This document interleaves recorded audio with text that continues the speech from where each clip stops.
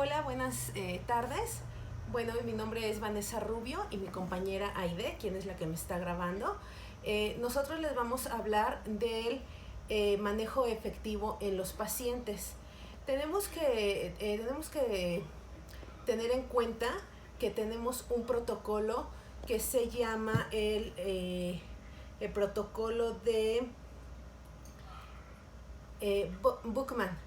Y este protocolo se basa en 6 etapas. La primera etapa es la preparación del personal. Nosotros como enfermeras debemos de saber cómo va a ser la comunicación efectiva, tanto como con los pacientes como con nuestros compañeros en nuestra área de trabajo. Por ejemplo, yo estoy en el servicio de urgencias en el ISSSTE y bueno, pues ahí la comunicación con los compañeros es más estrecha.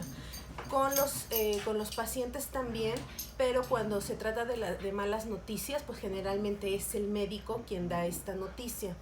En el caso de Aide, bueno, ella es enfermera intensivista y ella está en el área de la terapia intensiva y bueno, pues es similar. Ella tiene contacto pues con el familiar, más sin embargo la mala noticia pues se le da, el médico es quien le da la mala noticia al familiar. Pero bueno, pues tenemos que tener este trato con los familiares y con los compañeros. Entonces, bueno, la primera fase es la preparación del personal. La segunda fase es la exploración del conocimiento de cada paciente. Nosotros debemos de saber qué diagnóstico tiene el paciente, ¿sí? Debemos de saber, pues bueno, hay veces que nos llegan los pacientes desde su ingreso hasta que egresa, entonces tenemos que tener el conocimiento de cada paciente con el que nosotros trabajamos. La tercera fase es la exploración del deseo de recibir información. Generalmente los pacientes pues llegan a los servicios de urgencias porque bueno, en terapia intensiva pues ya llegan pues muy mal, ¿no? De hecho pues llegan sedados. Entonces bueno, en el caso de urgencias pues debemos de, los pacientes llegan pues quieren saber todo, ¿no? Ellos llegan a lo mejor nada más por una fiebre, pero quieren saber el por qué. Entonces nosotros tenemos que tener el tacto de decirle al paciente el cómo explicarle el por qué está mal. La cuarta fase es compartir la información. Nosotros debemos de compartir la información adecuada al paciente y al familiar. Por ejemplo, en el caso de los pacientes diabéticos, que a mí me llegan, cada guardia me llega un paciente con hipoglicemia, bueno, pues debemos de explicarle el motivo de por qué es hipoglicemia.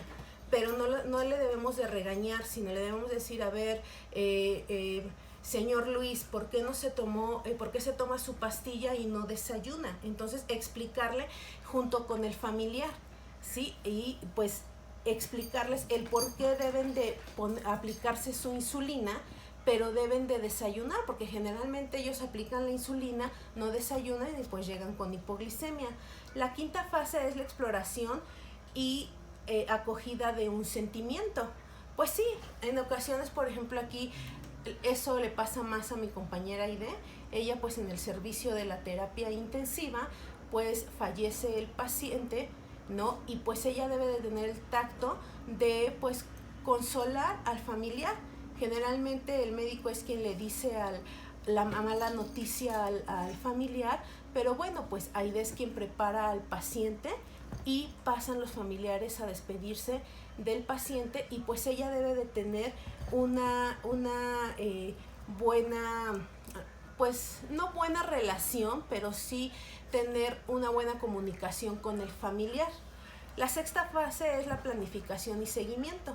Bueno, pues sí, o sea, ¿cómo vamos a, después de preparar a un paciente que falleció, pues cómo vamos a nosotros, por ejemplo, que pase el familiar y pues decirle, ¿no? Bueno, pues su familiar ya está preparado, ya lo vamos a bajar al servicio de patología, usted tiene que despedirse de él, pero nosotros pues tener esa comunicación y ese tacto para decirle al familiar. Y bueno, pues este sería nuestro video. Muchas gracias.